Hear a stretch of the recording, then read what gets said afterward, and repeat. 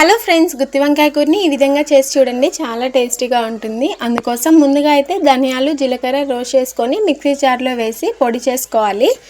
ఇప్పుడు ఇందులోకి అల్లం, వెల్లుల్లిపాయలు, ఎండు కొబ్బరి, ఉప్పు, కారం, పసుపు, కొద్దిగా గరం మసాలా, ఉల్లిపాయ ముక్కలు, టమోటా ముక్కలు, కొద్దిగా కొత్తిమీర వేసి గ్రైండ్ చేసి పక్కన పెట్టాలి.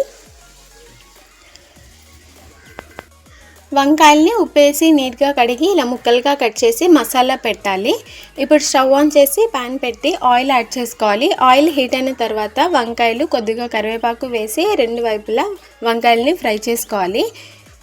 ఇందులోకి మిగిలిన మసాలా పేస్ట్ని కూడా వేసి ఒక 2 నిమిషాల పాటు ఫ్రై చేసిన తర్వాత చింతపండు రసాన్ని వేసి ఫ్లేమ్ని మీడియంలో పెట్టి ఆయిల్ పైకి తేలేంత వరకు వంకాయల్ని ఉడికించుకోవాలి.